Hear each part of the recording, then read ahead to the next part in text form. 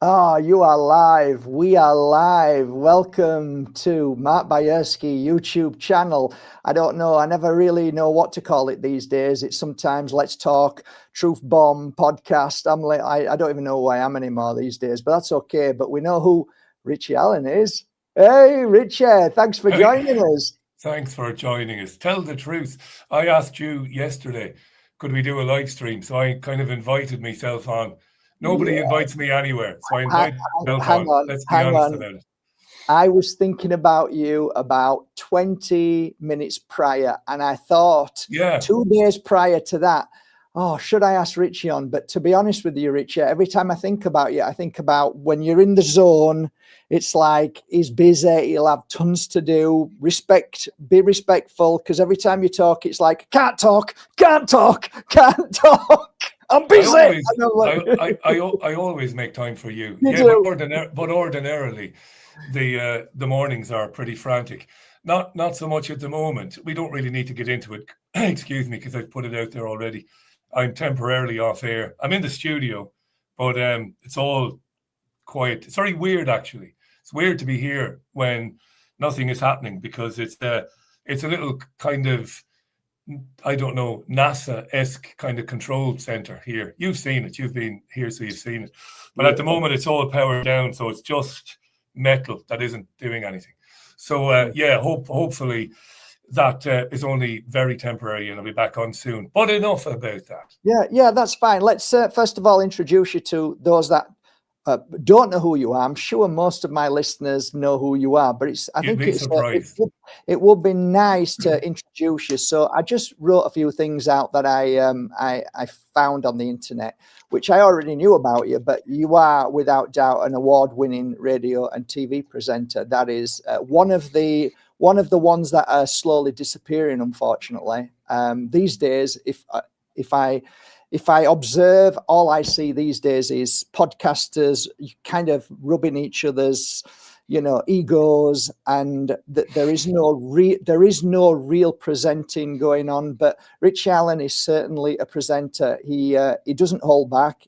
He always challenges everybody, but in a really nice way. So I'm sure that takes a lot of years practice. So I also did some research on you, and the Rich Allen Radio Show is the most listened to independent radio show in the world, which is true, and it fascinates me every day. It's brilliant. In the 1990s, I think you. In the 1990s, did you do something in Ireland? You had your own show, I believe, in Ireland. You're on, Yeah, right? I got my start in radio at WLR-FM in Waterford. So I started doing late night music programs, the graveyard shift, 2 a.m. to 7 a.m. And they used that particular slot to basically throw would-be presenters in at the deep end to see if they sank or swam. It was a strange time to be doing radio. But in a reasonable sized city, a lot of people in Ireland would say Waterford is a big town, but it's a city. You are broadcasting to an audience, and yeah, you get to kind of cut your teeth. There's another cliche, cut your teeth. But that's what I started doing. And not long after that, the position of the producer of the radio station's talk shows became available. And I was encouraged to apply for that, which is another way of saying, like, insider job. If you apply for it, you'll probably get it. So I applied for it and I got it. And that's kind of how I got into news and journalism. I was always interested in current affairs, Mark, to be honest. But yeah, Why? I was kind of. Why was that, Richard? What was that? Why was I interested in it? Yeah, why? Well, I was a voracious reader from a very young age. So I read Okay. everything, including the newspapers. So we were a lefty family. So the Mirror, later the Irish Mirror, would have been the tabloid of choice. And the Irish Times would appear every now and then the Sunday Times. So I would read those for want of something to read and find most of it boring as any preteen would, politics and stuff. But you read it, and when you're a kid, it kind of stays in your mind, you know. And as I got a Mm. bit older, I would listen to talk radio, particularly a guy called Jerry Ryan. Jerry Ryan passed away a few years ago, But in my opinion, he'd be one of the greatest radio broadcasters I ever heard.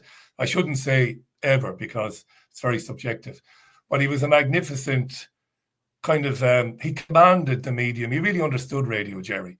And he was the first guy in Ireland to talk about current affairs, but then throw it open to the housewives, really, mostly housewives of the entire country, who would phone in and have their say and have their kind of rants. And we'd never seen anything like that before in Ireland. Obviously, you had similar programs in America and in the UK, but we never had a program like that where you could listen to the national radio and Phyllis from Glasnevin in Dublin would ring in, or Mary from County Galway would ring in. But these were fiercely articulate and passionate people, like ordinary people like me. So listening to Jerry, reading the papers in my teens, that's how I kind of picked up an interest in politics. And naturally enough, like a lot of young kids who would go on to college, which I did, you end up, mostly anyway, you end up on the left. So I would have been interested in the Socialist Workers' Party, Labour in Ireland, the Workers' Party, Sinn Féin for sure. And so when the talk gig came up, I wouldn't have been a mouthy person, not back then, but they would have heard me around the studios and somebody would have thought, Jesus, he's interested in the news. He's young, because I was in my very early 20s. And I think my presenter, Billy, God rest him, Billy died a few years ago, one of the most amazing people I ever met. Billy was really keen to have somebody much, much younger than him produce, because Billy he would have said an old fart in his late 40s, very much kind of regimented in politics. Whereas with a young guy kind of bouncing off him, I could bring a lot more, and I did, energy. But also, I was really interested in what Jerry Ryan had been doing at the national level. So I wanted more ordinary people like me on the radio as opposed to politicians all the time. So that's where it started for me, Mark. Yeah. And then when you moved on to, did you move on to like university to learn TV and radio? Or? Well, by the time I got to WLR, I'd already been through university, but I didn't do journalism. English was my major. What happened was I was subsidizing my income by playing, by DJing in nightclubs in Waterford. And it was while I was DJing in nightclubs that I was asked, would I be interested in doing the late night graveyard shift 2 to 7? I always tell this joke, but it's completely true. While on the one hand, they do like to use those slots for people, to use those slots to search for talent. Also putting a presenter in the studio at 2 a.m. was actually more feasible financially than paying a security firm. Now, this is true. And I used to say to my boss, do you really care about those of us that are doing the late shows? Like, have we got any chance, because we know we're only there because we're cheaper than security. And that was true, because I remember at the time, Securicor, major firm, they would have charged a fortune to put a static guard in there every night of the week. But they were giving the overnight presenters, I think they were getting 50 quid a shift, I think. Brilliant. That was it, which would have been £10 an hour, which was okay. And the thing is, it's made you who you are. It's got to have done. It's definitely shaped you a little bit, for sure, to be the presenter that you are today. So let's go back to that then. So you've done that, you've done your late shift, and then you had massive success in a radio show called Talk Radio Europe. Let's talk about that a little bit. So how did you get from there to Talk Radio? How did that happen? I left after about 5 years. I left WLR FM in Waterford. There were people I didn't get on with there. Now, this is entirely mutual, so I'm not having a go at anybody, and I'm not going to name anybody at all, because feelings are often mutual. I had a real issue with authority my entire life, to be honest.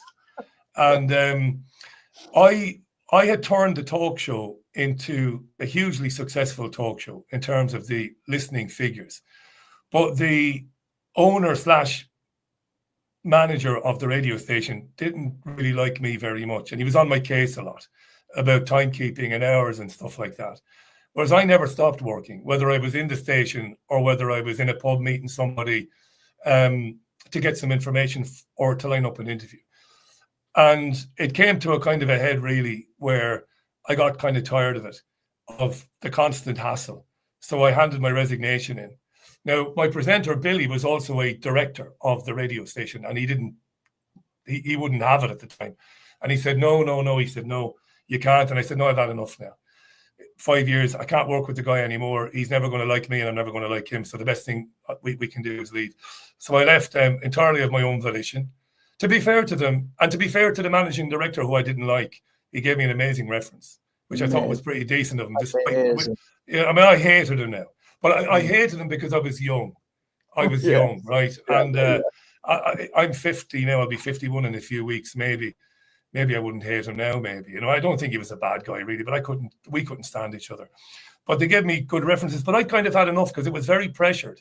Like, I'd had 3 solid years of pressure producing talk radio shows where, believe it or not, working alone, I had to schedule 8 interviews a day, Monday to Friday. That's 40 guests a week. Now, I did it, and you kind of get used to it. And you can imagine I wasn't overly well paid for it either, because commercial radio stations, they paid the on-air talent well, but the production staff, we were paid a little bit better than minimum wage at the time. This was also a point of contention for me, or a bone of contention, because I had given I'd given them their best ever ratings, in a really competitive market. So that was on my mind as well. Yeah. So I decided to leave. Round about the time I left, I met Caroline Tisserand, otherwise known as El Frogo Tremendo.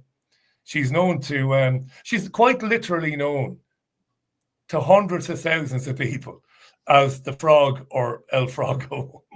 And I met her. She was working for a large supermarket chain while figuring out what she wanted to do, because she's a very clever, very qualified, very academic woman. And when I met her, I just decided to take a 12-month sabbatical in Costa Rica. So I'd done some courses to learn how to teach English as a foreign language, and qualified very quickly. I'm not because I'm brainy, but these were kind of what would you call them? These were crash courses, really. They were speed courses and I was going to go to San Jose, Costa Rica, and spend a year there teaching English for 6 months, and then working with turtle conservation projects for another 6 months. So this is all arranged. And just before I left, I met Caroline, and that changed my life, really. More than I could ever find the words to express, really. So I went to Costa Rica and spent a few weeks there and was enjoying it, but I couldn't get her out of my mind, really. And we hadn't had a date now. We hadn't had a date or anything. We just spoken.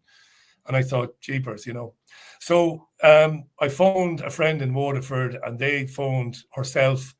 Anyway, I jacked it all in and flew back to Ireland. And a couple of weeks later, we met. And that was in, I don't know when that was, 2002, I think. But to cut a very long story short, we got together quite quickly. Decided we would try it in England. Went to Manchester for a couple of years, really liked it. Now we're into the mid-2000s now. And that's when we decided, let's just go to Spain for the crack and get an apartment there and see if we can make it in Spain. We were very impulsive, and we were very reckless, and we were crazy about each other. So we didn't really care where we were or what we were doing. So we ended up in Spain. She's a genius. So one of the big gaming companies in Gibraltar gave her a senior accountancy role on good money. But I'm sitting around Sota Grande and Estepona, twiddling my thumbs, not knowing what the bloody hell to do. Yeah. And then, stop me if you want, because this is boring. No, so it's not. To give me something to do, we got a bar in a place called Duquesa, and ran the bar successfully for a couple of years until 2008, when everything went a bit difficult economically. And then we gave up the bar. Caroline went back to working in accountancy in Gibraltar. And around about that time, I found out there were vacancies at Talk Radio Europe in Marbella. And although I had no intention of ever returning to radio, none, because I'd had enough of it, really. Right. I needed money, simple as that. So I got in touch with them and I said, here's my CV and here's my show reel. And they rang me within seconds and asked me to come down. They'd fired a guy called Morris Boland, who was very... Yeah. I remember, we all know. I think a lot of people, a lot of people know him, yeah. Yeah. It was in the press. Mr. Marbella. Yeah, that's right, Mr. Marbella. So they'd fired him and there were some issues there. And so I began presenting an evening show for Talk Radio Europe in San Pedro in Marbella, where I did then pretty much what I do now. I think that's fair to say. Could I ask you how that happened then? When you went for the interview, was it on your mind or was it on their mind that they wanted something a little bit more controversial or deeper? Or it was on both of our minds. The guy who was given the job of running the station, which was calamitous, really, because I think a fairly decent guy, but he hadn't a clue. The guy who was given the job of running the station after Boland had been fired, that guy had been doing an evening show himself where he'd been delving into conspiracy conversations and research. So all of a sudden, this guy is now doing the mid-morning show. They call me in and he said, well, you can do whatever you like in the evenings, but I've been having a bit of success doing conspiracy conversations, excuse me. And I thought that's an amazing coincidence, really, because I've been reading books by people like David Icke and Jim Marrs. So I said, I'll tell you what then. I said, I'll do Monday to Friday, 7 to 10, and I'll break the show up into two parts. I'll interview a Jim Marrs type or David. There are many people writing books. We'll find them. It'll wind up a lot of the conservative audience on the Costa del Sol who are probably pissed right up at 9 o'clock on a Friday night. But the thing is, they'll phone in afterwards to say that this is bonkers or that they've enjoyed listening to it. So that's exactly how I ended up kind of doing what I'm doing today now. I really enjoyed it, yeah. I think I should just interrupt and say to everybody that actually what we're witnessing now on podcasts, all the top major podcasts, Richie was doing back, I would say, in the 90s. Is that correct? Would you say you were one of the first to actually hit those, you called them controversial talk shows, but you were hitting right at the very beginning. Now it's just snowballed and everybody thinks this is all new, and actually it ain't new at all, guys. It's been around with Richie a long time. Don't forget, I came a long time after Alex. So what Alex was doing with InfoWars in the actual 90s was terrific. It was groundbreaking. The Alex Jones that people see today or might come across today, it bears no resemblance whatsoever to the Alex Jones of 20 years ago. He was doing fantastic work then. He really was. He would interview anybody and everybody. And he had the idea that there isn't any way we can vote our way out of it. And he was completely opposed to the whole notion of political parties and political figures. Of course, that's all changed with Trump. And I have been very critical of Alex Jones, but back then he was doing great work. But there were also guys, you'll remember. So you had Maria Heller. Maria was the first one ever to do a podcast. And she was sensationally good, Maria. I mean, she was sensational because she'd been doing a radio show in Brooklyn for a commercial radio station. And she was fiery and she was argumentative. And she'd interview people who she might completely agree with, but she'd go after them and needle them. So Maria was doing it. Then you had a guy called Jeff Rentz. Maybe at the same time, you had a guy called George Newry. You had Michael Rivero. Michael was terrific. So long before me, I deserve no credit here. Long before me, there were guys and women doing it. Oh, I'm talking about in Spain. I was like, in Spain, 100%, yeah. Because I'm in Spain, it's like I'm talking about Spain. But around the world, yes, for sure, there was other people all over the world. But I'm just what I was trying to do is get to to my clients, my friends, everybody that comes here, get to know who you are a little bit. And that's why I was going through the list of where you've been. From there, you went to, in 2013, after you've done your show there on Talk Radio Europe, you moved to London, right, to present was it like a daily show as well? Yeah, we were broke, you see. Talk Radio Europe back then wasn't making a lot of money. It just wasn't. It was a difficult sell to advertisers in Spain. It was just difficult, really. You know, your market is very small. Your expat market is small, and they struggled. There were some good people there. The owner was a decent guy at the time, and the salespeople. But so the money was shocking for everybody. You know, it was shocking, really. And I didn't get paid a penny. I worked there for a while and I was their local psychic. That's right. That's right. And you never got anything. That's right. I can tell people what I was earning in 2011, 2012 there. After tax, I was bringing in about €1,100. It was shocking. Yeah. Like the apartment we were renting was nearly €1,000 a month. So it was just difficult. Excuse me. And what happened was David Icke had decided that he was going to put together initially a radio station called The People's Voice. It was going to be radio initially, maybe with webcams. So I'd interviewed him one evening. We'd finished. And then I hadn't heard from him for a while. And then he reached out to me and he said, look, we're putting together this radio station. We're going to have a meeting about it in Camden Town in London. Would you come and join in? And I said, great. And I was kind of excited about it, you see. Obviously, I was looking for something a bit more sustainable than the radio gig. So I thought, okay, we can do that. So I came to London. Actually, I had to borrow money from Caroline's old man to pay for the flights, believe it or not. But got to Camden, had a really good chat, really connected with David straight away, knew that he was decent and that he was honest. And they'd raised about £500,000, which was no small beer, really. You know, it was okay. And I thought, radio, brilliant. I can be of use here. I can present a program. I can also help out with training people. Because something I haven't mentioned, it's not really that relevant, but I used to train producers for City and Guilds, right? The training company. I remember it organization. Well. Yeah, City and Guilds, which is a great organization which used to give practical skills to people. So David was excited about this. So I went back to Spain, and in the meantime, somebody decided to ditch the radio and go to TV. It doesn't matter who was responsible for that. It wasn't David. But that was kind of fatal, really, because all of a sudden you were quadrupling or quintupling your costs when it came to production.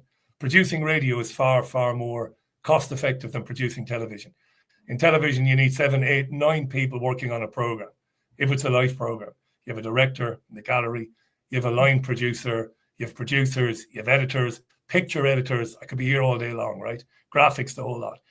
And they bought some old ITV standard definition floor cameras, great big massive things, which was a bit foolish as well, because they were SD and the whole world was moving to HD. Right. So that was a bit crazy. So these were genuine mistakes. But I turned up and I said, all right, if it's going to be telly, it'll be telly. And your listeners, your viewers will know it lasted about 12 months. It was impossible to do television at the scale we were doing it without bringing in enormous amounts of advertising and sponsorship. And we brought in zilch when it came to sponsorship. We burned through the £500,000. Even then, to start a television station back then, you'd need about 50 million quid. Right. That's what you'd need back then to get yourself over the first 12 months when you're not earning any revenue, right? Wow. Maybe 50 is an exaggeration, maybe 10 million. We had £500,000. And of course, there was a lot of knockers at the time. There was a lot of naysayers saying, oh, they spunked the £500,000 quid up the wall, or they partied like it was 1999. No, we didn't. Nobody did. Because Caroline came in. As it was losing money, they asked Caroline to come and look at the books. She never worked for the People's Voice. She had nothing to do with it. So David said, Caroline, independently look at the books and tell me tell me, how are we doing? Yeah. Caroline came in, spent 90 minutes looking at the books, and then said to David, can I see you in the pub? She took David for a drink. Caroline said, David, it's over. She said, it's over. The receivers are going to come in. You can't keep making these programs, paying all of these people to make them, and not bringing any money in. You just can't do it.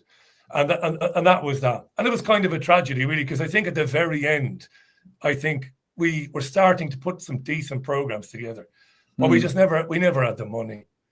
We never had the sponsorship. So exactly. You need a lot of money to do something like that, Mark. Hindsight's a great thing. What they should have done, because I take my responsibility, we should have done radio with webcams. And the 500,000 might have lasted 18 months. So from there, Richie, you then went to Manchester, and the rest is history, really. Yeah, well, it's funny. Look, so the People's Voice goes to the wall. The receivers come in. I remember giving David a big hug and saying, listen, that's a fantastic effort that you've done there. You know, it's not a failure. I mean, it's failed, but it's also been incredibly valuable in terms of what everybody has learned from it, in terms of what you can do and what you can't do, and who you should do it with and who you shouldn't do it with. We learned a lot of that. So again, I had no money. So I began sending my show reels from radio to stations everywhere, all over Europe, everywhere. And amazingly enough, a fairly big commercial station in the north of England reached out to me and said, look, come and see us. We want you to present the breakfast show, with a female co-presenter who I met, and she was fantastic. We hit it off, and it was going to be great. It was going to be very funny. And the money was decent. But Caroline got a hold of me and said, you'll never survive that.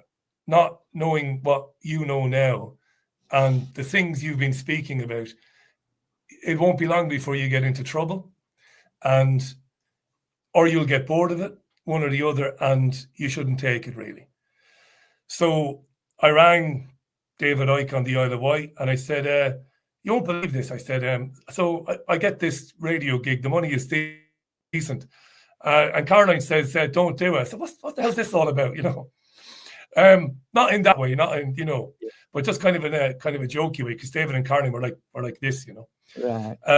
And he said, well, she's right, Rich. He said, what you should do is get some equipment. You shouldn't have to spend too much money, and connect it to a stream and do a radio show from a spare room in your house every evening.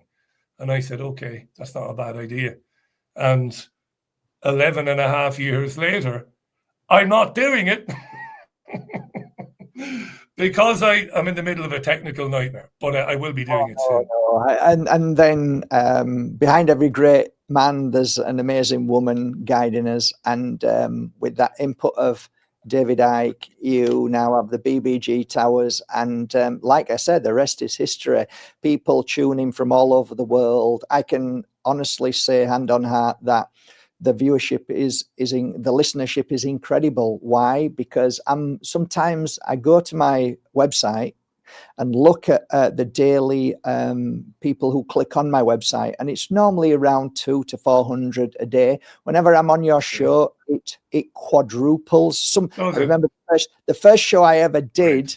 I had I looked at my and I've got like a plugin, and on that plugin it tells you daily views, and I had over 2,900. I remember the first time I came on your show, and it was incredible. And to this day, every time I go on, what you see is this like a heartbeat monitor, and then when it spikes, yours I love spikes. hearing that. Thanks for telling me that. No, it's really it's lovely, because look, anybody who does anything now, there are a lot. I'm sure there are lots of people watching now, or they will watch when this goes up on YouTube later, and many of them will have their own podcasts. It could be news, it could be music, whatever. Anybody who does it, of course, you have a bit of an ego. Of course, you do. You want it to be liked, and you want it to be appreciated. But that's where I leave it. You know, other than that, I don't think too much about it, and I don't think very much of myself. But I am proud of what you just said. It does kind of make me smile from time to time. I'll have somebody on to talk about a book, and we'll have a chat about the book. In fact, it happened a couple of weeks back.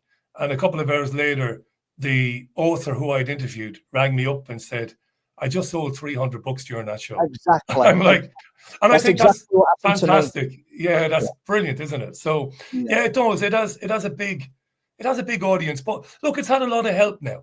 Now it's had a lot of help, right? At the very, very beginning, David did it a great favor by streaming it on davidicke.com.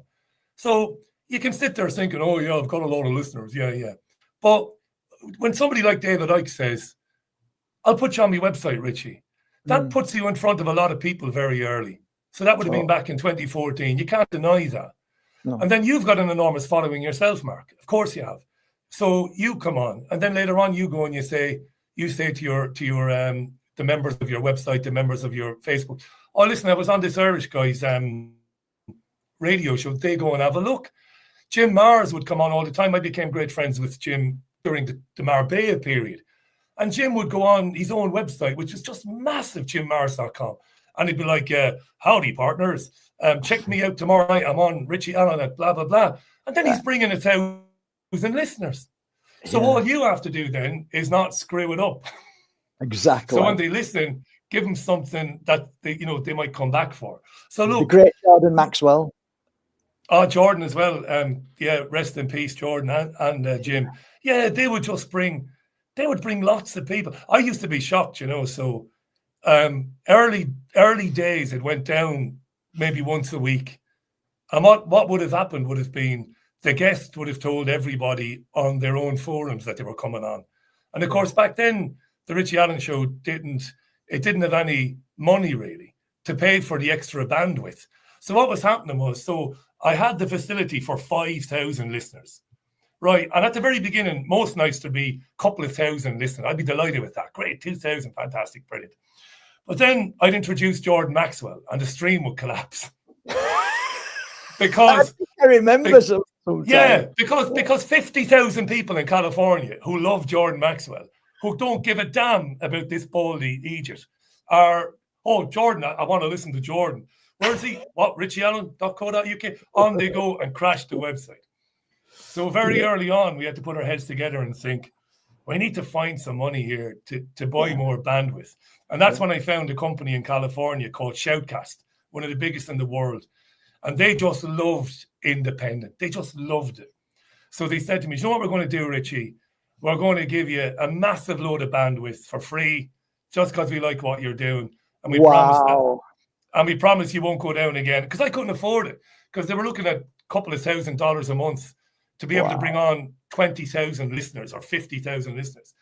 But they went, we like you. We like the fact that you're completely independent. And now they were billionaires, these guys anyway, you know what I mean? But still, it was a big help at the time. So you said it before to me years ago, nobody is an island. And if the Richie Allen show does well now in terms of reach, yeah, it does. But it's not because I'm God's gift to presenting. Far from it. Nothing like it. It's because there's a lot of goodwill for the program. You can feel it. Every now and then I'll meet somebody. It's very rare. I never get noticed. Tell you what, you really wouldn't want an ego because I never get noticed. Ever.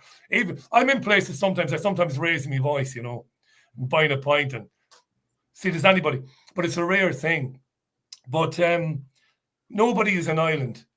And there is a lot of goodwill for the program. You see it like last week when it went down and there's just a massive outpouring of, don't worry about it. It'll be fine. You'll be back before Christmas. And then back to normal and the Sunday thing and all of that. So there's always been great goodwill for the program. And that you can't buy that really. I mean, who am I talking to, right? I mean, in terms of the energy pouring towards it, it's almost unique. It's positive all the time. And that's been a massive help as well. So, yeah, here we are, 11.5 years. Brilliant. So why don't you take us through a day of the Richie Allen radio show in the morning? Morning. So it's a 4:30 start. 5 a.m. I'm taking the dogs into the local park. They get about 90 minutes in there. While they're doing their thing, I'm listening to Wake Up to Money on BBC Radio 5 Live. I'm not promoting this. I'm not advertising it at all. And then once it gets to 6 o'clock, I'm flicking between Radio 4's Today programme, BBC Radio 5 Live, and I'm listening to Morning Ireland on RTE in Dublin. So I'm flicking between them, and I'm making mental notes about what they're talking about, what they're saying, what they're not saying, what they should be saying. And then I'm filing things away in my head that I can grab bits of audio and stuff. So I'll get back home. The dogs will be washed, usually because it's filthy in the winter here. I will then begin reading the papers, the broadsheets. So the Telegraph, the Times, and the Guardian mostly. I'm reading those while I'm continuing to watch television news. And while I'm doing that, I'm dragging out bits of audio that I've heard on the radio shows that morning, audio that I will use in my monologue segment at the beginning of my program. And while I'm doing that, I'm thinking about who's going to be on the program that evening, what they might say, what they might not say. Normally a show like mine will have 3 people working on it, but I do it. And I'm not looking for any credit. You're not multitasking. You're multitasking, and it just blows my mind because most men can't walk and chew chewing gum at the same time. That is incredible how you actually managed to do that. So just get used to it. What happens, Richie, when then you think, okay, what makes you choose a certain person to interview? What characteristics? What is it about? You don't choose somebody, but you do choose somebody. How does that work in your mind? I'm looking for value, really. I'm looking for somebody who's bringing something maybe new to the program, something that we haven't discussed before or heard before. It's not always easy because I think it's fairly obvious to most people the direction of travel for humanity, right, at the moment. But yeah, I'm looking for somebody who's got a bit of personality to them, somebody who won't mind a bit of an argument if it comes to that. Like I said, bringing a bit of something new, maybe a fresh perspective on things. I mean, I'm pretty open. I will receive a dozen or more a week emails with recommendations from people. They'll say, "Oh, get your man Mark Boyarsky." Does that bother you? Does that bother you when you get lots of people saying you should have you should have this person on? No, because that's human nature, isn't it? Like if you like a radio show and you like listening to it, and you've come across an interviewee somewhere else, it's only human nature to reach out to the radio show you like to say, "Hey, why don't you give her a ring or him a ring?" And generally, most of the time I do. Most of the time I will reach out to the person. How many who's been recommended people do you reach out to that if you say like out of 100 people in a month, how many people would turn you down and how many people would say, "Yeah, I'll come on"? In general, what would the average? Yeah, I used to think of it as kind of going fishing. I suppose 20% of the people invited on will respond to you one way or the other. Right. To either say thank you, yes, or thank you, but no, it's not for me. 80% you don't ever hear from. There are loads of reasons for that. Wow, that's amazing. People don't check their spam or junk folders because they're getting an email from somebody who they've never been emailed by. Right, I say this to your viewers: check your spam and your junk often before you delete it. So there is a bit. There is that. Yeah, it's like going fishing. Some people will, and then some people just won't want to come on. They don't feel there's anything in it for them. There are people who they're not interested in being on radio shows. They have a book out and they're like, "Well, it's all in my book." Like, all right, fair enough, and that's that. There was a period around 2019 to 2021 when I was getting a lot of knockbacks from people, but that's because the show had been in the news quite a bit during the COVID stuff, and I'd interviewed some politicians, some famous ones, to challenge them about lockdowns and stuff. And then the national press talked about the Richie Allen show with the usual caveats, he has on anti-Semitic people and he has on racist people, this sort of rubbish, which scared some people off coming on the program because they didn't want to be tarred with the association. I mean, I remember I interviewed Desmond Swain, the backbench Tory, the old Tory guy, and we had a bit of a back and forth about COVID lockdowns and stuff. This would have been in late 2020, and Swain was called into one of the whip's offices. A Tory whip called him in and said, if you go on the Richie Allen show again, or a show like that, you'll have the whip removed. Namely, you will not be able to sit as a Conservative MP. So that's the sort of garbage that was going on.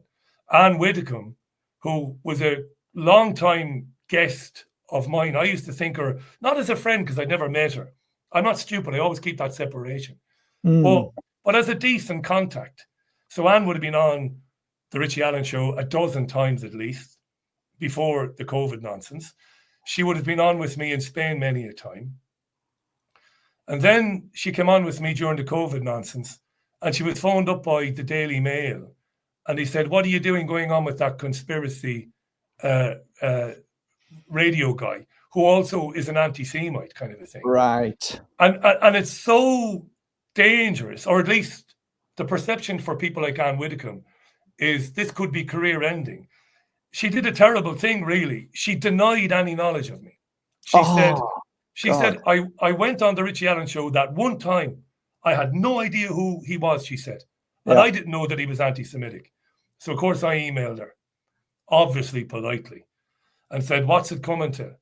When, I said to her in my email, I said, the stupid thing you did was to deny that we knew each other, because they've only got to go and look like. Exactly. It's all out there, all the old podcasts and stuff like that. But I said, I thought you were a bit more stoic, a bit more committed to free speech and to free discussions. I would have expected Anne. I'm not beating Anne up now. I'm not. I think she's a decent sort, I think, to be honest with you. But I would have thought she would have said to the Daily Mail, I'll speak to whoever I want to speak to. I slammed the phone down. Write what you want, you know what I mean? But that whole anti-Semitism thing is so scary for people. Not so much now, though, in light of what's been going on in Gaza in the last 3 and a bit years. I think they've overplayed the anti-Semitism hand. But then it would have been a problem for me, because if I was interviewing, or if I was trying to interview anybody in the public eye, I was getting knocked back all the time, all the time. But that was fine. You can't move the mountain, you just walk around it, don't you? Totally, Richard. So let me ask you a question then, Richard. What's the one thing you wish more people understood about your work and your show? I wish it's never going to happen. I'd like more people to become aware of the difference between journalism and commentary. Most of what we receive now, online or through our DAB, radio, whatever, most of it now is commentary. It's effectively echo chamber stuff. And I wish more people would become aware of it and realize how dangerous it is, So whether it's talk radio or LBC radio or GB News, even the columnists now writing in the broadsheets, the content has become incredibly polarized. And they've turned journalistic organizations into echo chambers. And increasingly, people are finding their programs, the programs that they want to hear or watch, and they're choosing them based on what they're hearing from their presenters or the guests, and embracing them so long as what they are hearing is what they completely agree with. And that's incredibly dangerous. Like, it's beyond dangerous. But I think that ship has sailed. There isn't anything I or anybody else can do about that now. I don't think. I think the reason why people listen to you is for that very reason, though, Richie. The fact that they listen to you because you're very different from everything that you worry about, and people can feel it. There's an instant feeling when you're listening to your show that it's raw, natural, it feels live, it feels uncut. It doesn't feel like a weaponized system. It doesn't feel like somebody's selling something to you or somebody's trying to shaft you or lie to you. It genuinely feels like true stories and real debate. And that it's gone, Richard. There's nowhere else. I haven't seen anywhere else. I've looked. I haven't seen a show like yours. No, I mean, look, there are content creators out there with millions and millions of viewers, that make the Richie Allen Show look minuscule by comparison. And whenever you criticize them, you've got to be aware of sounding like it's some kind of sour grapes or envy when it isn't. So that's the preamble. So the likes of Rogan and Carson and Owens and these people, it's a terrible watch for me. I can't watch these programs, even when the guest might be of interest in terms of what he or she might say, because what we have really are kind of mutual appreciation kind of society. I don't know, events where the podcast host, and again, some of these have millions of followers, are sitting there massaging the egos of the people there. I hate people who do this, interviewing, right? And not really getting stuck into their thought processes, getting stuck into their ideology, how they form their opinions, whether anything they're saying might not be true or could be open for further exploration. There isn't any of that anymore, and it's terrible. But the thing is, Richie, when there is moments of that, because there are every now and again, somebody sent me a reel a few months ago of Tucker Carlson talking to the head of whatever it is, is it the owner of Palantir? Somebody died or was killed, and he questioned them as if to say, did you kill him? Right. All right.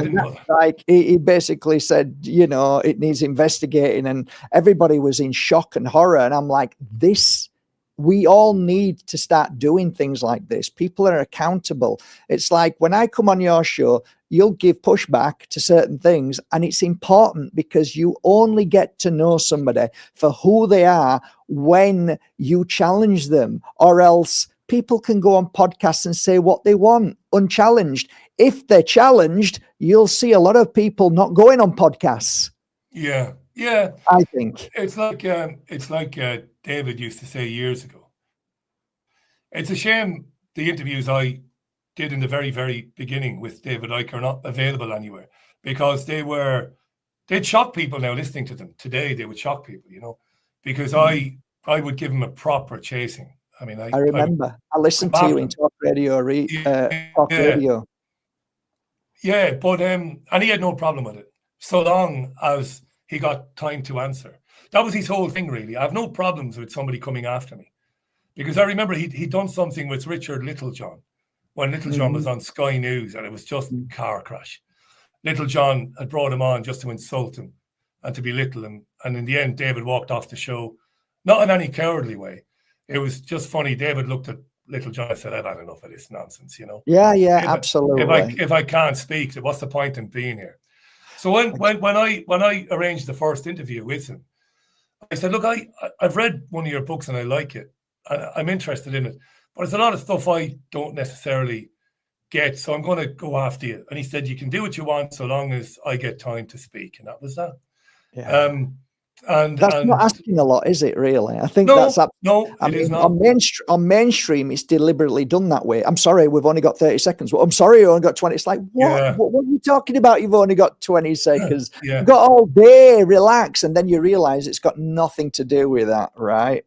You're 100% right. Well, take mid-morning on any commercial station. If they're doing talk, they're going to schedule 6, 7, maybe even 8 guests, as I did when I was producing Billy back in the late 90s, early 90s. And you're leaving yourself no room really then, for a more in-depth conversation. Some of this is deliberate and some of it is just practice. It's just standard practice, Like I used to fight with my presenter, Billy McCarthy, back in the day. And I would say, why are we booking 8 interviews? Why don't we book 4 and leave 15 minutes free or 20 minutes free, and I'll get a listener to come on to have a go. But Billy was regimented in the old school, and he feared the lack of structure. Yeah. Like he would look at 15 minutes, and if there wasn't something in there, he'd be like, well, I'm going to be on air for 15 minutes. And I used to say to him, well, talk then, and I'll find somebody and throw them onto you. I'll throw somebody on air to have a go at you. He had no problem with that, but he didn't want the uncertainty. And no commercial station wants the uncertainty.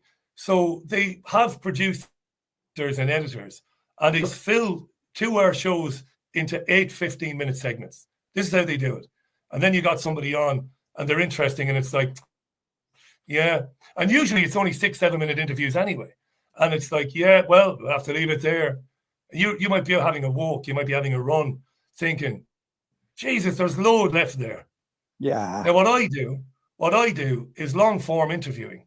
I'm not the only one who does it, and there are plenty of people doing it very well. And it's fantastic. It's the most liberating thing. As a presenter, if it's not going anywhere, after 25 minutes or a half an hour, I can wrap it up.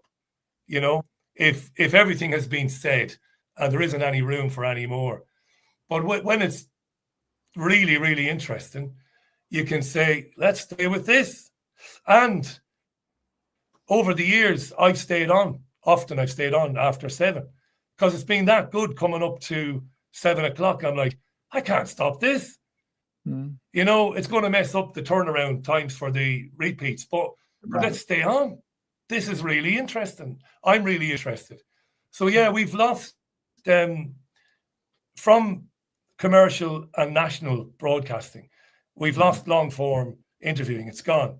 We speak when you come on with me and we have an hour and we could go on for 3 or 4, but it's amazing having an hour. You can get through a lot and you don't have to look at the clock and think, Jesus, I better hurry up here, or I better get to from A to Z, like speed of light. No, we can take our time and we can throw listener comments in there and we can take calls or whatever. So it's all changed, Mark. Yeah, it has. And look, somebody's just asked where are the interviews? So where can they find all your interviews, Richie? Well, for the Richie Allen Show, most of them are on podomatic.com.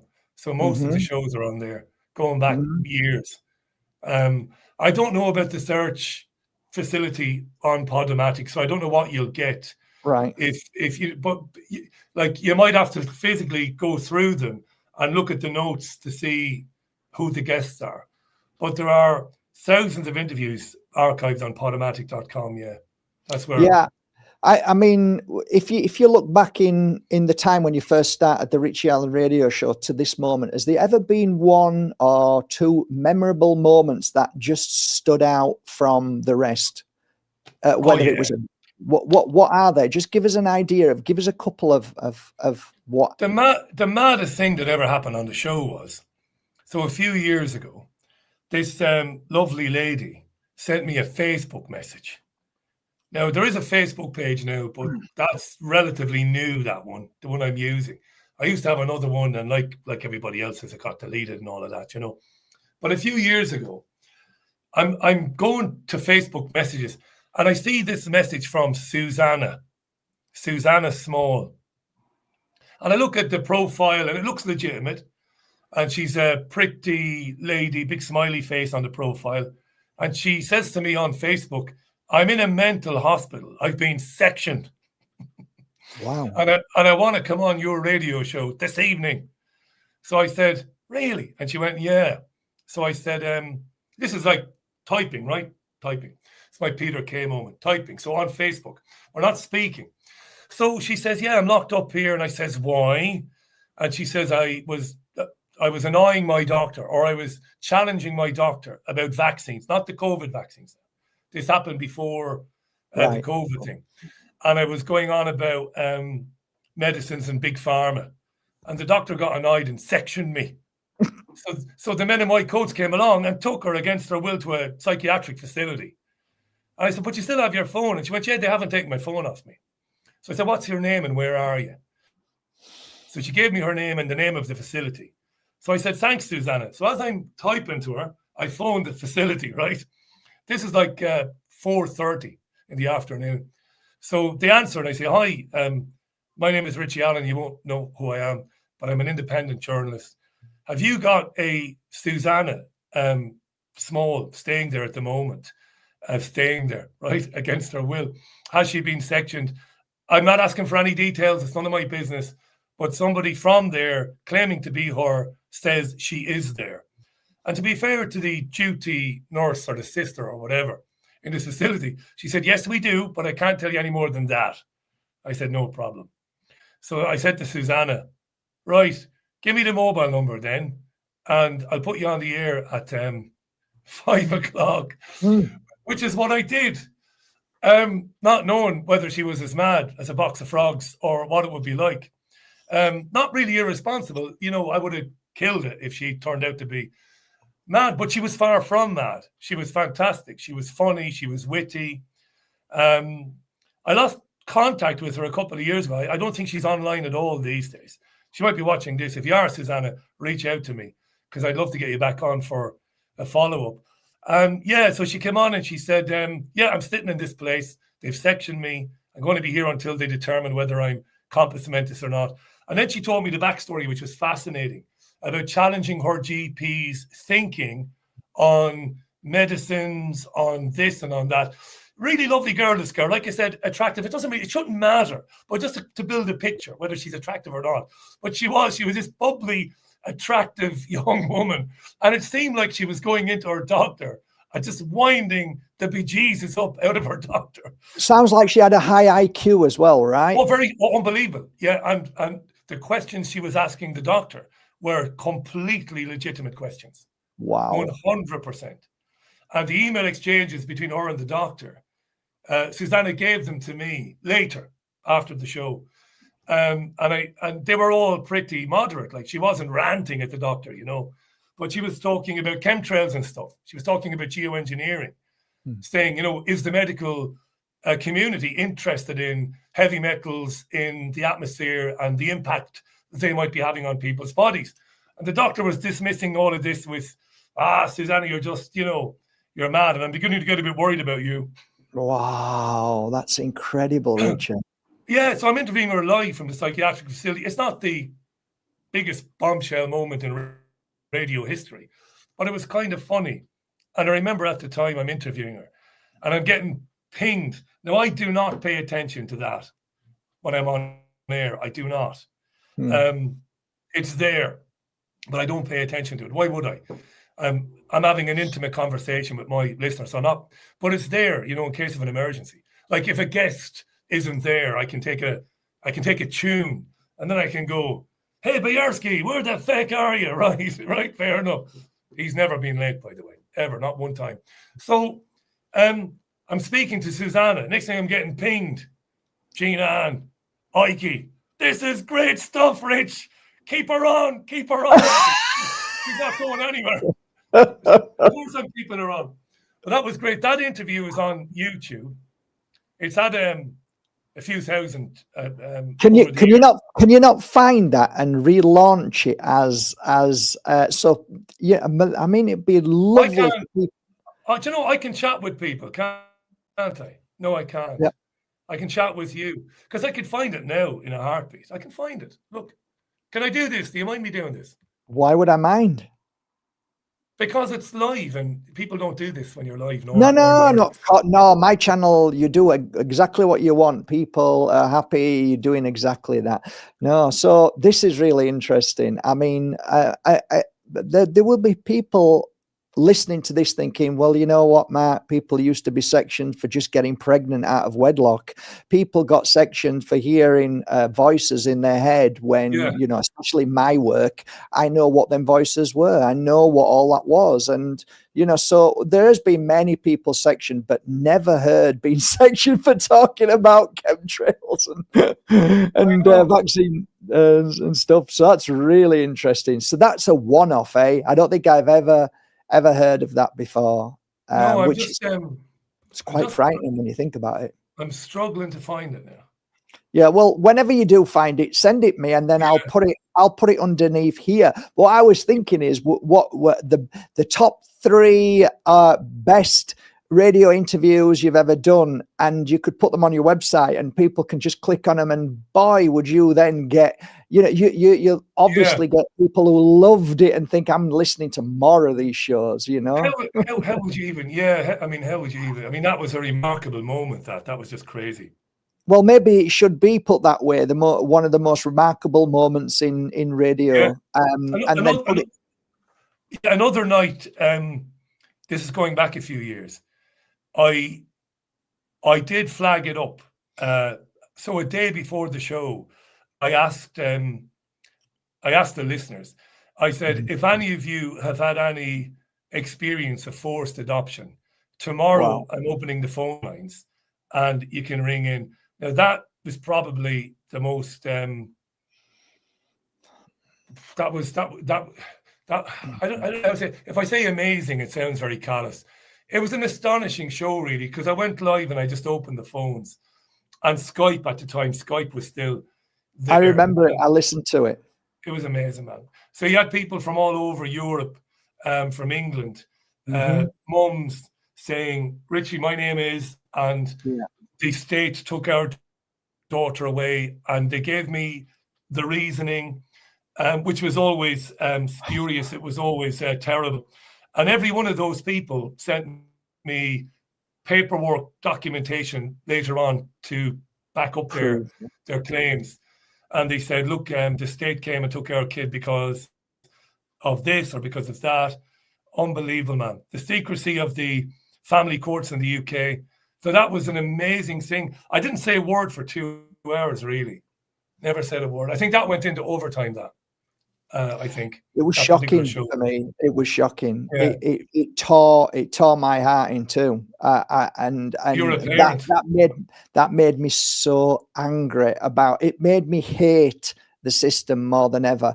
And now we come to today and last week, and we hear even now of, you know, parents. I think I actually sent something to you with regards to parents who moved to Italy off grid, and now apparently their children have been taken from them.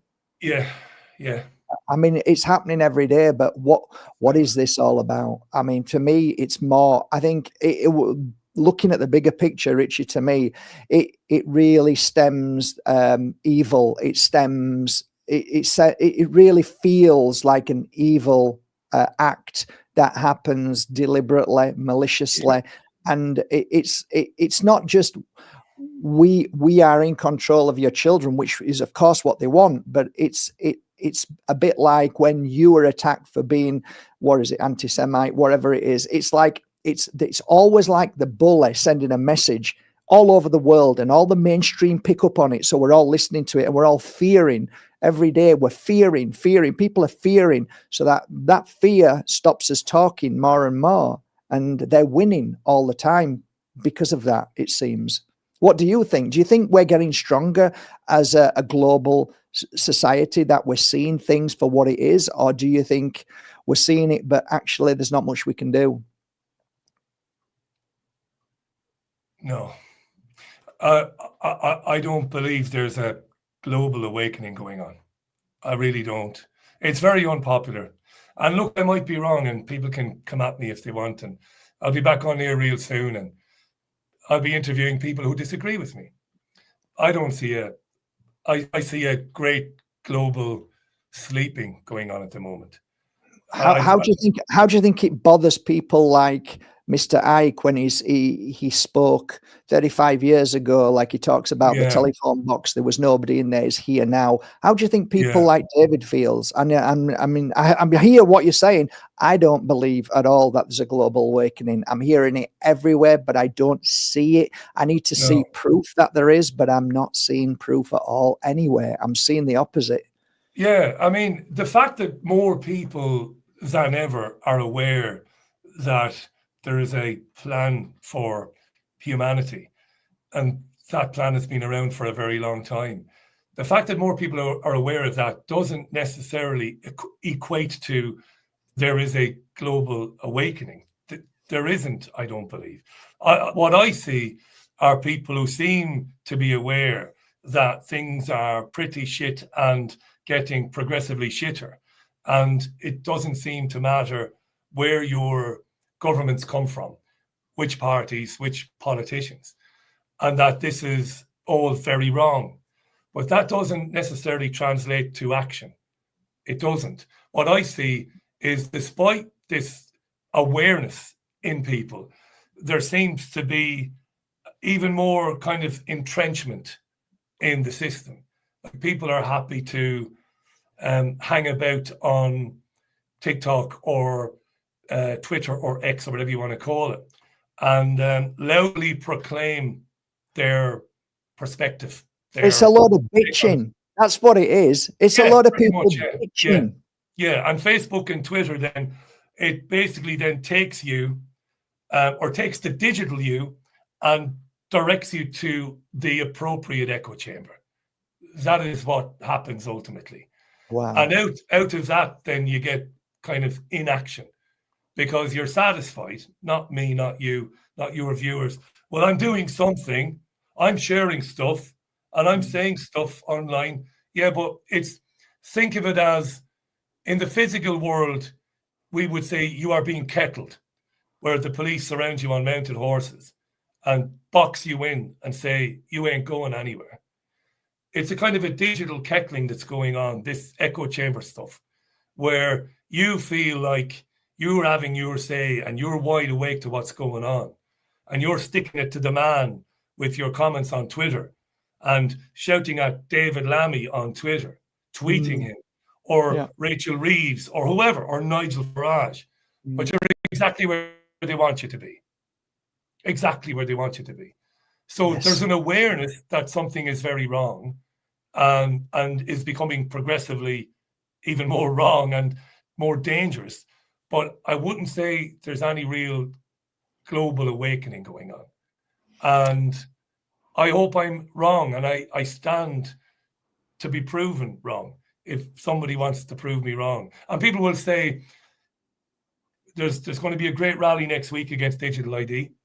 Yeah. And I know there'll be some nice people involved in that, well-meaning people. Well, David Icke was at the front of that last time. Yeah, that's right. Yeah. And a woman called Fiona, who I interviewed about it, and some others. And I think they mean very well. Yeah. All of them. But ultimately, it continues. It continues anyway. It does. And I do admire them for getting out there, because there's an energetic exchange going on. Yeah, there is that too. There is that too, you know, which was good in Leicester Square in 2020. Because I was very critical of the anti-lockdown rallies in Trafalgar Square. Yeah. People thought, you're just bitchy. That's all you are, Richie, you're knocking people. And I wasn't. I tried to explain it. I said, you've got an enormous amount of people. Wouldn't it be great if they diverted down Downing Street, surrounded the building, and said, game over? Nepal springs to mind, but we don't, without the killing of the president's wife, of course, but yeah. Yeah, that's right, you see. But I also was educated because I met people who'd been there, and they said, look, it was great. The tyranny of lockdown had such a profoundly negative impact on people's mental well-being. It did, particularly the people who knew what it was. I mean, the people who knew what was going on in 2020. Actually, Richard, right there was the point. Right there is when we should have all gone out of our houses and said, up yours. We should have all walked out on the streets and continued our life, but no, we didn't. And then when we're all allowed out, now we go protest. No, you should have done it at the right time, like I did with all my fines, 600 fines. Up yours, arrest me if you want. Here, take me away, I don't care, but I'm going out and I'm staying out. That's what I did. Nobody else. No, you did. Many. I mean, I was either. I mean, I must have been blessed. I was never fined. I was asked a couple of times, "What are you doing?" And I gave some pretty rude responses. I wasn't asked by an actual police officer. Some of these PCSO officers were hanging around Salford asking questions of people, and I gave them short shrift. But we continued to do what we wanted to do as much as we could. Places were closed. You were limited as to what you could do. But like you, we went where we wanted to go. But the majority of people complied. No doubt about that. And at the time, I remember one Monday evening, I just finished the radio show. It must have been April of 2020. And they'd begun this come out and clap for the NHS garbage. And I was in our garden playing with Leia, our retriever, who was tiny. She was a baby at the time, in the garden, and everywhere around me. I live in a very built-up area. You've been to my, our house. She's not listening. Our house. You've been here, so you know we live in a council estate, so it's very built up, right? So I'm standing there in our garden, and I'm looking at people standing in their doorways, clapping, hitting saucepans with wooden spoons, and it scared the shit out of me. Me too. Yeah, I got properly scared there. Me too. I thought these people could turn on you in a heartbeat. Yeah, exactly. And within a week,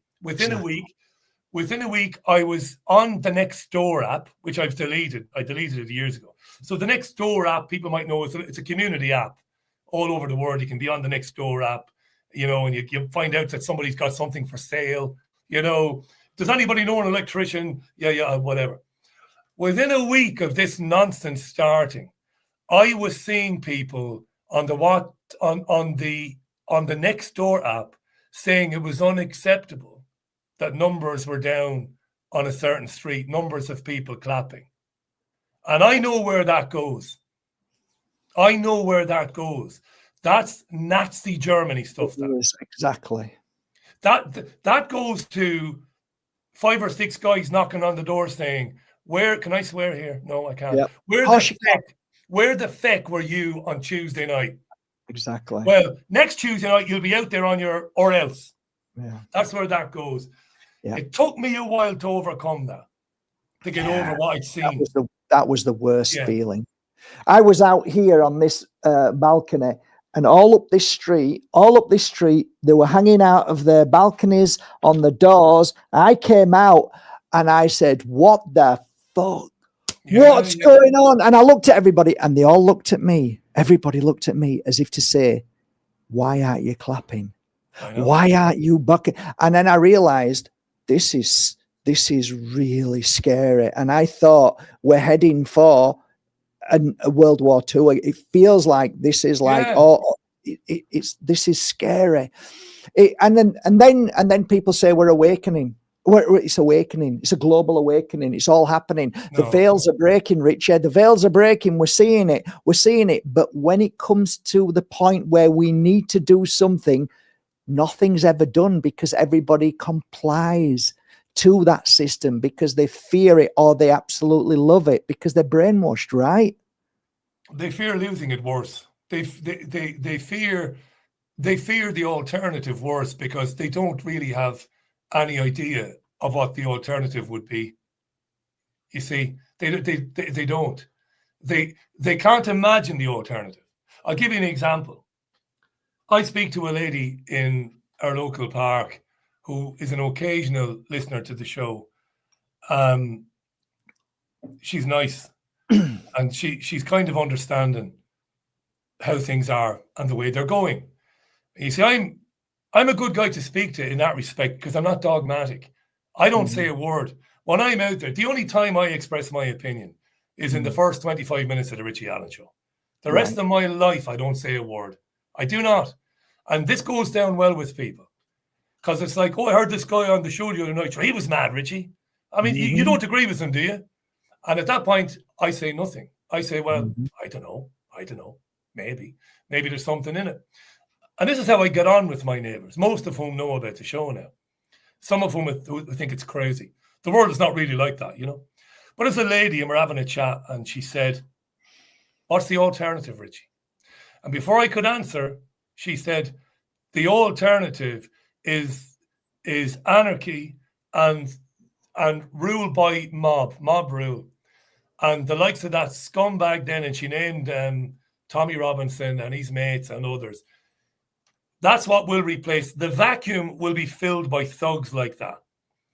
And a lot of people fear that eventuality. Well, I know it's terrible, Richie, but at least we have law and order. You know, again, I won't jump in because I'm not dogmatic. If I'm on the radio show, I'm jumping right in. And I'm saying, you don't have law and order. Billionaires can do whatever they want. You can't do anything. Can I ask you something, Richie? Do you have a limit to who you'd have on the show? I mean, would you have somebody like Tommy Robinson on your show? Well, he wouldn't come on with me. I interviewed him twice when I was on the radio in Spain, and the second time he hung up on me during a live interview. Why? Because he said something about Muslims liking to beat their women, and I said, well, Tommy, people who live in glass houses shouldn't throw stones. You like to beat women too, don't you? And he hung up. Okay. Because he'd been arrested. He'd been arrested in London after an off-duty police officer came to the assistance of a girl whose head he was kicking in. Yeah, that's who Tommy Robinson is. So, no, he wouldn't come back on. And I'll tell you, it wouldn't be because he'd have any fear of me. No, he wouldn't. There's nothing in it for him. This is how it is now. There's nothing in it for him. I'd love to sit here and go, yeah, Tommy Robinson is terrified of the Richie Allen. No, not at all. Not at all. He has nothing to gain by coming on. What's in it for me, Richie? I'm being promoted by Elon Musk. Exactly. I now have millions of viewers on a daily basis. Yeah. You don't. Why can't people see that? Is it the same kind of energy of the jab that people couldn't see that either? That, you know, what is that? Why can not people see exact or feel like it's strange to me? It feels like there's some kind of illusion around people, and they can't break through and see the true message or the true meaning behind whoever it may be. It's like people just can't discern it, and they just say no. But I mean, because I know a lot of your listeners who actually love Tommy Robinson, because at least he's doing this and doing that, you know. But he isn't. This is the frustrating thing. Yes, he isn't doing anything. No, so uncontrolled migration is a problem. Of course it is. Yes. It has been for years, long before anybody ever heard of Stephen Yaxley Lennon. Uncontrolled migration has been a huge problem. And the only opposition to it in the 60s and 70s was the left, not conservatives.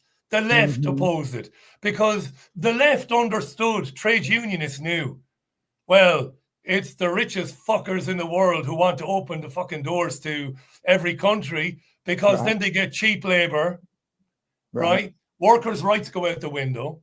Yeah, it's always been a problem. There was never any left-wing support for open door migration.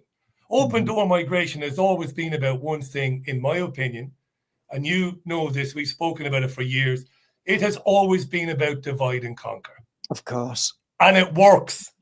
So people gravitate towards Robinson and people like him because they buy the Kool-Aid, this idea that Robinson is standing up against it.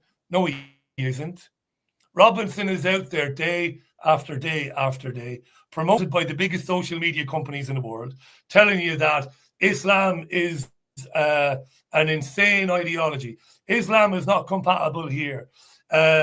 multiculturalism, all this crap, right? And it's easier for people to dial into that and go, yeah, even though none of it is true.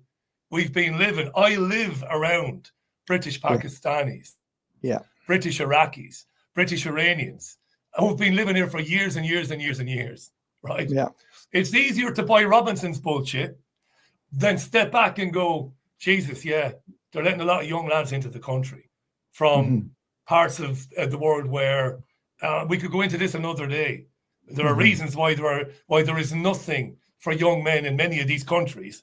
And that's because this country here, Israel, the United States of America, and others, bombed those countries back to the Stone Age for the best part of 50 years. So there's nothing else for these men. Nothing other than get out and go north and hope to settle somewhere and make a life for yourself. But it's easier to go with the binary choice kind of tactic of somebody like Robinson, the either or. It's black and it's white when it isn't. It's a very complex issue. Uncontrolled migration devastates communities like mine, devastates. And to a certain extent, it does make people a little bit less safe in some of those communities. Because some of these young lads coming in, they will be problematic. Of course they will, if nothing is known about them. And this has to be dealt with. The majority of them are coming here to try and earn some money and to build a new life for themselves. Why is it happening? Who's driving it? The very same people who fund Tommy Robinson are driving it. There's the irony. My take on it all is, like you said, that if it's anything to do with politics or anything to do with religion, it will be publicized all over the world. Why? Because those two things always separate everybody, but keeps them in the program. That's it. If you are somebody who sees through the bullshit of all religions is all about separation, and I don't believe in politics whatsoever, left, right, center, whatever, then you are a danger, because you are trying to pull people away and from that very system. Yeah. That's how I see it. Well, that's it. That's exactly right. Look, people who share our perspective have been, I mean, I saw, I'm not sure David tweets on his own X. I think it's done by committee, I think. But somebody tweeting for the David Icke Twitter account or the X account pointed out again the other day the limitations being imposed on the accounts of people who have built up decent-sized audiences, and his is ridiculous, his audience, as opposed to the promotion being given to anybody who is keeping people or who wants people to remain plugged into the party political illusion, you see. Heavily promoted against heavily restricted. Yeah, 100%. There are very few people, in fact, I don't know of anybody doing a daily radio show who's exploring those ideas that we explore, that ultimately it doesn't matter who forms the next local authority in Salford. It doesn't matter a damn who makes up the next government in 2029 or 2030 in the UK. It doesn't matter who's in. The agenda will proceed. Sometimes it proceeds a bit more quickly. Other times it slows down a tad, but it's always moving in that authority. The government always gets in. The government always gets in. Always. That's right. And one of the ways they have kept people, I suppose, off of that track has been through sex, drugs, and Man United, of course. Bread and circuses, right? Number one. And number two, identity politics. Get them murdering, not literally all the time, metaphorically, murdering one another over things that don't really matter. Identity. Yeah. And then at the same time, just completely ignoring a mass genocide as if, hey, what's happening? Nothing. Come on. Yeah. It's insane, eh? It's insane. But by the way, I'm watching my hands, by the way. Ulti- I don't do these very often, so I'm watching my hands. No Because problem. I might accidentally do a Masonic symbol or something, or a Masonic sign. Yeah, that again, He's amazing. that in itself gets a little bit too much as well. I think, you know, Just makes falling me down laugh. the rabbit hole can be quite dangerous. I've seen this now. We need to find a balance of all of that. But Yeah. just let's get back onto the Richie Allen show. Where do you see the Richie Allen show going? What are your wishes and dreams for the Richie Allen show in the near future? Well, it has to be financially sustainable. That's Mark always has a been challenge, though, because of your conversation and your topics. yeah, and the state of the economy. Well, it's not that, Richie. You're not a party to Labour, or you're not a party to, you know. No, what I was going to say was, obviously, when things are as difficult for people financially as they are now, shows like mine, shows that depend on listener support, are going to struggle a bit. I've struggled in recent times with the financial side of the show. We've talked about it. Mark, by the way, over the years, has been unbelievably generous in supporting the show. I'll never forget it, pal. It's been fantastic what you've done for the show, for us. There's been one or two others too. I won't name them because then you forget to name somebody, who've just been a gift to the show. But it's difficult. It's becoming more and more difficult because while the audience is growing, it's not growing as fast as it used to, but it's growing still. And I wouldn't have lost listeners. Support, I'm finding it difficult to generate. So, as mentioned on a recent radio show, next spring, I'm going to put the show behind a paywall for the first time. So that's the future of the show. Next spring, yeah. I'm surprised you haven't done it a lot sooner, to be honest, Richie. To be fair, you and one or two others have said that a long time ago. I'm surprised you haven't done it. You know, for me, it's just, I know when I hear you, it's like a break in the voice when you're saying, "Come on, guys, please try and help the show a little bit." It's not what anybody wants to do, but a paywall, I think people will be more than happy. More than happy. I mean, like, it's going to be, I think you're going to generate a lot of people. I think always a good thing to do as well is do little tasters, give a little bit of free samples and say, watch a little bit of this. And if you really want to go in depth, then send them over. But I think your main followers, I think, will definitely come. I mean, it's going to work out at about £3 a month. Yeah, it's nothing. It's nothing. It's nothing, mate. No, and that will give people access to the daily live show. It will continue to be live. If they can't hear it live, they'll be able to listen back to it on demand on the website. So that will give them 4 live radio shows every week. I do a music show on a Sunday morning. Excuse me. That will always be free to air. So that will always be there for anybody who wants to listen to it. That's not part of the package, really. And we'll see how it goes. I mean, it might be May next year when this begins, you know. So there's a bit of working out to do. The website has to be built properly to cope with it. It's a big deal moving to a model like that. You know, it's got to be an appropriate website. So that's the immediate future. That's good. I think that's really positive, and I think you're gonna feel more comfortable. You're not gonna feel as stressed about, you know, each month, because I think people don't understand. If they haven't run a business, they don't understand. I mean, they'll understand that, you know, when they're at home and they've got the bills to pay.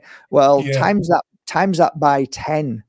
Times that by 10, because when you run your own business, things just come in from nowhere. Equipment breaks down. Just you know, the most difficult things can happen at times, and if you're relying on people's generosity, it sometimes it's not easy, Richard. Keep asking. It's like, it's difficult. Yeah, and this is one of the reasons why I very rarely mention it, because it's never been a comfortable thing for me. But look, it's done well and it's held its own for years. Obviously, you've helped a lot, but listeners have been generous over the years, and I appreciate it so much. I can never find the words really, and I get emails from people saying, Richie, I used to support it, but I can't anymore. I'm just flat broken. The cost of living. I see it here. Before I came on with you today, I have an itchy nose. What did I say about an itchy nose? It means you're going to have a fight. There's a thousand. If you look in psychology, there's about 30 different reasons why you have an itchy nose. There's like tons and tons. Yeah, I don't bother with shit like that anymore. I used to do, but it's like going on what's it called, Google, saying I've got this burn, this mark here, and then they say, oh, it's probably cancer. Probably cancer. You know what I mean? It's like, what, you've got an itching, there's dodges, something's lying. Yeah. I'm no time for that. I have no time for that anymore. No, it's an old Irish thing. Is it? What is it then? What does it mean? No, it just means nothing. It's just an old wives' tale. If you have an itchy nose, it must mean that you're going to have a fight. Itchy nose, bloody nose, it means you're going to have a fight. It's just an old saying, really. There's a few of them. Yeah, your ears, burning ears, somebody talking about you. Yeah, one of those. But no, just to finish what I was saying there. Yeah, I'll get an email from somebody regularly. And I know this, before coming on with you, I've been to a local supermarket to pick up a couple of things. And I see this. I am a boring as arseholes shopper. When I go to my local supermarket, I buy the same half a dozen things at the same time. Right? I'll buy a bit of white meat, I'll buy a bit of fish, I'll buy some vegetables. Occasionally, like today, I bought a bottle of white wine. Haven't done that for ages, but I bought a bottle of white wine. And I go through, and I can see it's not six, but it's £2 to £3 more expensive than last week.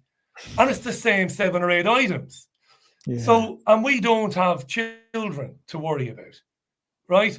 And then I could, you go into a local supermarket now, and you look at people walking around, look at the expression on their faces, the worry, the stress. So I get it all the time. Richie, look, I can't.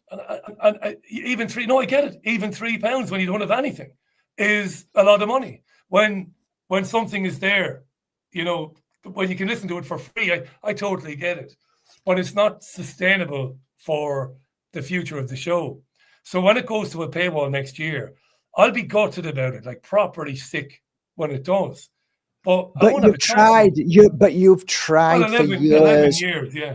You've done. I mean, you've done well. 11 years of free content. Come on, that's amazing. The fact that you have to go to this now isn't by choice; it's by necessity. And yeah, and it mightn't work, by the way.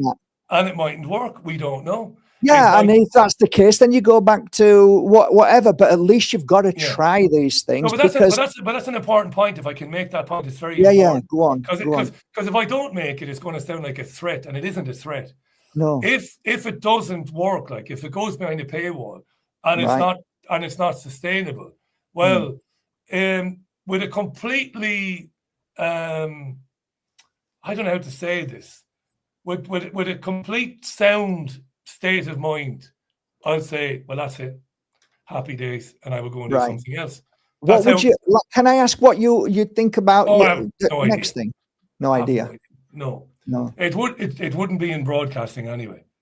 No. If the Richie Allen show doesn't succeed next year, I will have to think pretty hard about what I would like. No, and I asked you that psychologically because if you would have said to me straight away you knew what it was, then the chances are the show would be over. But when you said, no, I have no idea, meaning that you don't even want to even go there. I know what you want. You want this to be a successful show. You want, millions and millions and millions of people to sign up, and then we're all happy. Can you imagine it? No, I couldn't, Richard. But yeah, just, as long as it's enough to be able to say we're covering all costs, and I get to go on holiday and eat every day, it's not a lot to ask when you look at all the other podcasters that are making gazillions out of advertising, out of selling their souls for whatever company they're working for that day. The thing is with you, I know this is a fact. You've turned down umpteen people that wanted to advertise, and you think, no, this isn't what I want to present on my show, and that shows integrity. You're not a soul seller, and that's why. Thank you for saying that. Thank you for saying that. A couple of years back, it wouldn't be known because I wouldn't say it on the show, but Mark would know. If I said it on the show, nobody would believe me. But a guy selling alternative health products from Boston reached out and offered me an absolute fortune.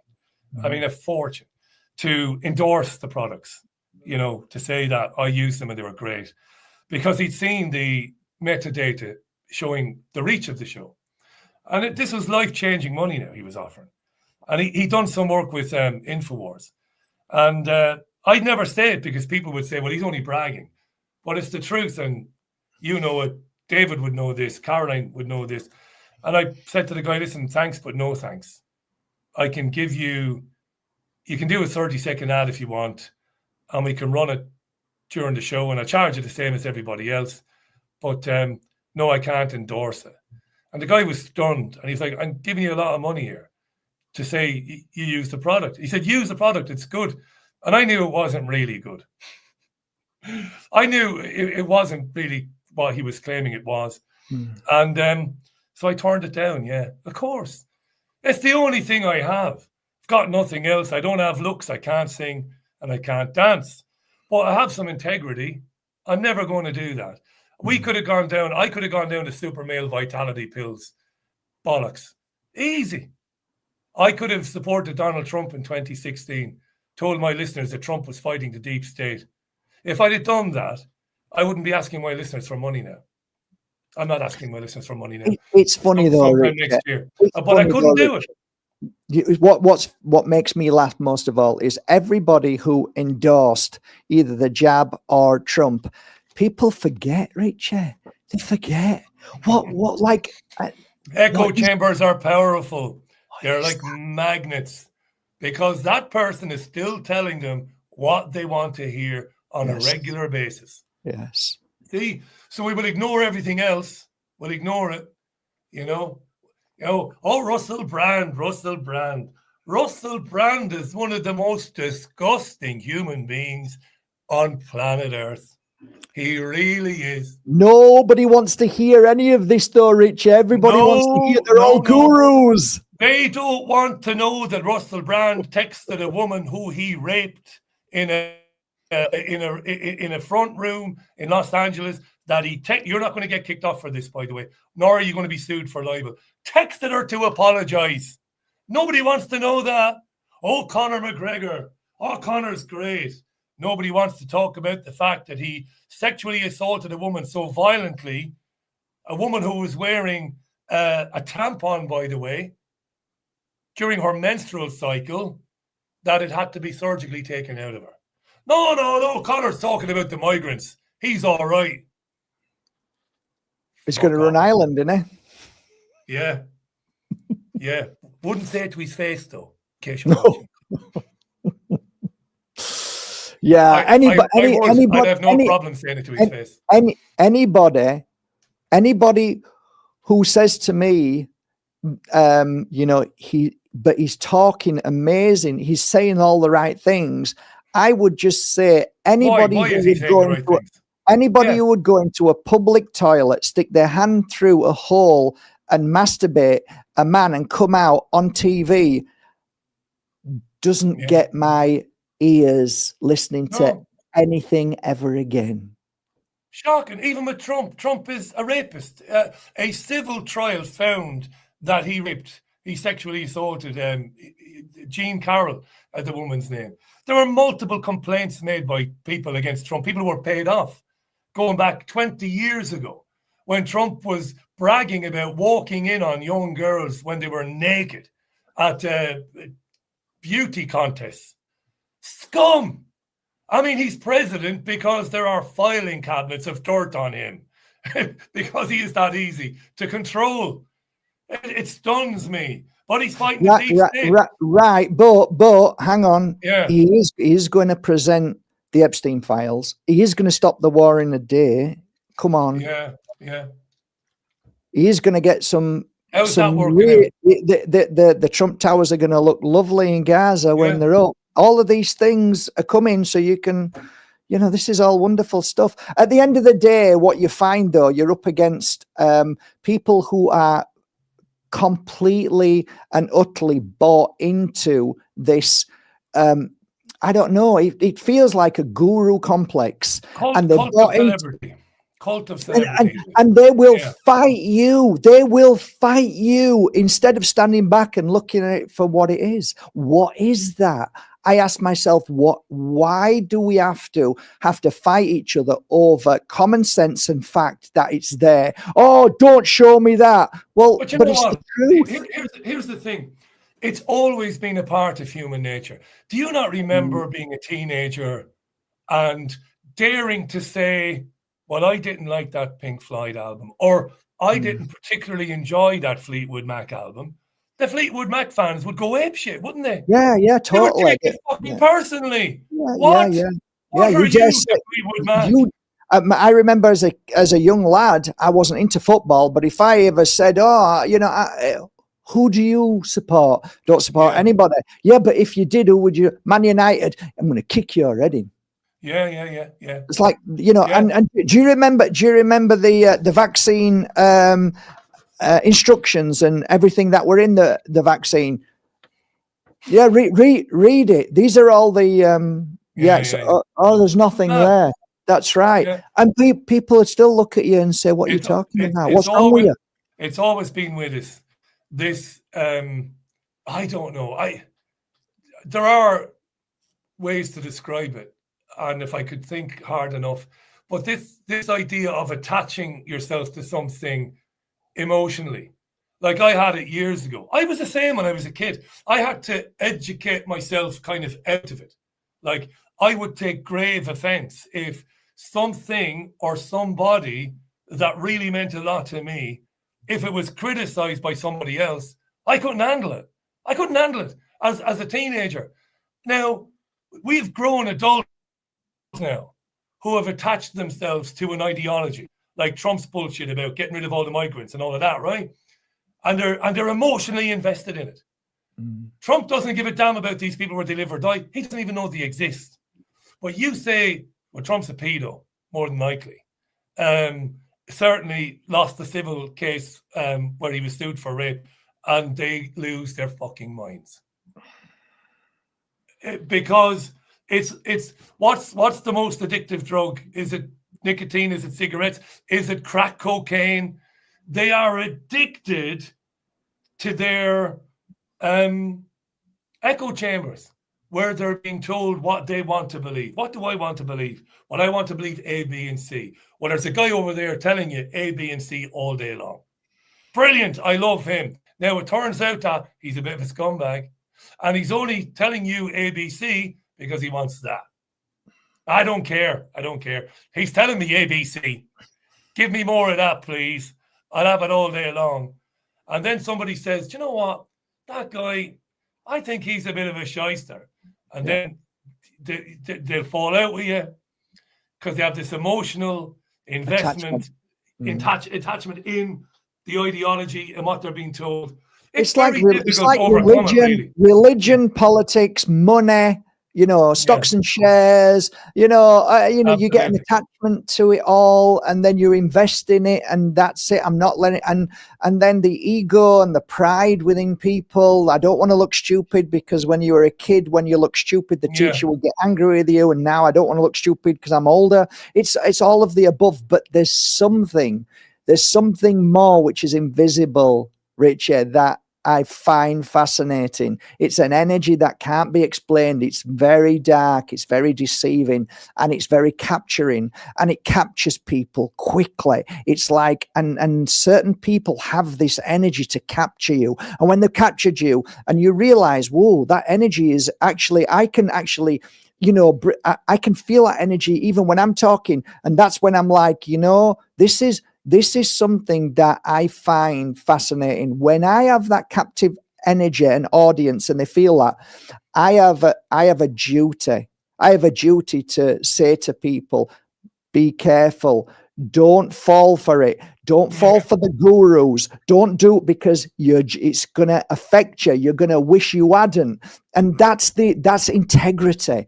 But I see on podcasts everywhere, they're all just loving that energy. It's coming to them and they're feeding from it and they're making money from it and they're doing what they can. And it's like another soul seller. Yeah. And it breaks my heart to see, but it's rife, it's brutal, it's everywhere. There is no integrity anymore. It's clicks and likes and how much money they can make in a month and how big they are and powerful. Is that what life is now? Is that what it is? I don't know anymore. Yeah, the Times, there was a very interesting piece in the Times yesterday, maybe not yesterday, maybe Sunday. And it was about new phrases and new words in the Oxford Concise Dictionary. And one of the more popular words of last year was rage, or one of the most popular phrases was rage bait. And how there's a lot of rage bait out there. How newspapers and particularly conservative radio stations and lefty radio stations engage in rage bait. They will put stories on air and online that are specifically designed to cause anger and resentment in the audience. And from that, generate an enormous amount of clicks, right? Likes, follows, the whole lot, all of which is monetized, by the way. It's all monetizable. So rage bait is one of the big takeaways from the year 2025. Yeah, of course. That's what I suppose those of us who believe in media or journalism, that's what you're up against. I think here's the difference. The difference is these days when there is a topic of debate and somebody touches upon something that is a little bit, more risky, that you can see the presenter, you can feel that, the PBDs and all of those getting excited because this is going to generate more and more, clicks and likes.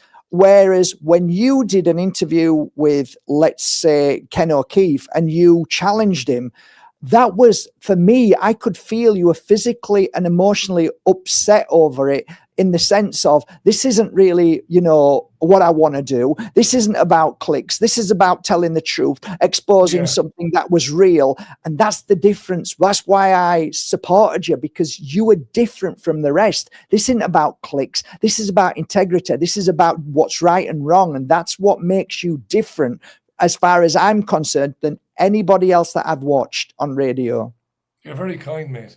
There's only one reason to be in the job I'm in, and that is if you're interested in people and what people have to say. That's about the size of it. I'm not often asked, very rarely. Occasionally somebody will say, what is it why do you do shows? Why would anybody do a show? And I say, because I'm interested in what people have to say and why they formed their worldviews, how they came to think as they think. That's the essence of journalism, really, just wanting to hear what people have to say and poke and prod. So if it's a politician or anybody or somebody in public life, to get the chance to poke and prod at what it is they're saying, see if there's any truth to it, to see if there's any shade to it. That's it, really. I never got into doing what I did for recognition. And anybody who knows me, and particularly the people I've worked with over the years, they would say, some of them would say that I'm a bit of a bollocks, that I'm hard work and whatever. Of course, 100%. But none of them would say I was ever in it for recognition or fame. Never in a million years. I'm not interested in it. Not interested at all. No, that should never be motivation. And I don't think it is entirely motivating a lot of modern day podcasters. Sadly, I think their motivation isn't the fame. I think it's the money, I think. Yeah, I think it is. It's monetizing the content. I tell you what it is. It's the new energy of addiction, instant gratitude, instant shock, instant whatever it is. Like, tell me the juiciest thing. Tell me, like, so that it's like we need to feed the audience with even more exaggeration, even more, clickbait, 30-second message of, did you hear this story? And that's the monetizable. That's the monetizable part of it. So that's exactly what they do. That's exactly right. The more outrageous I can be, the more I can fill my podcast up with people who maybe are more popular than me, right? The more I'm going to advance, and the more monetizable my content will become. And when you're in that model, when you're only interested in growing it because you want it to be monetizable, you then, whether you know it or not, you're actively or subconsciously seeking out the thing that will generate more. Exactly. So then business model.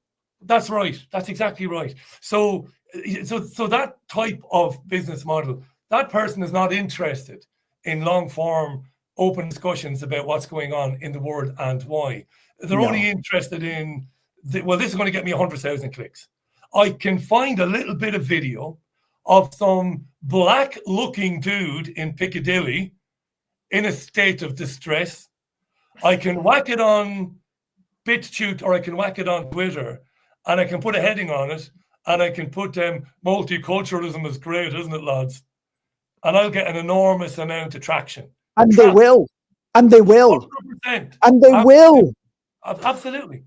So this is it. So this is how it works. Charlie Veitch was in one of the papers during the week. Not the Manchester Evening News, but he was in one of the national papers as well. Veitch a guy called Charlie Veitch, he's a Scottish dude, I believe.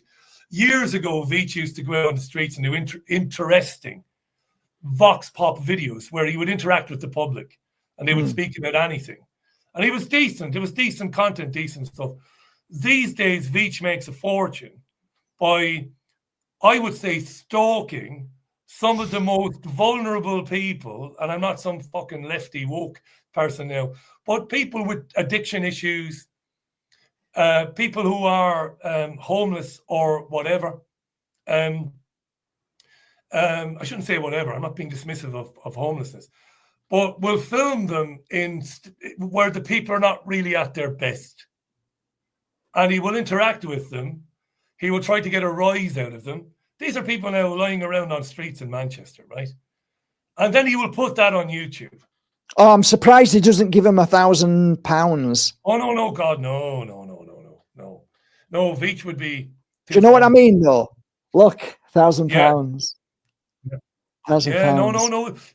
You don't have to, because Piccadilly has deteriorated in recent years in Manchester. And it's become very run down. And it has attracted a lot of people who are really down on their luck.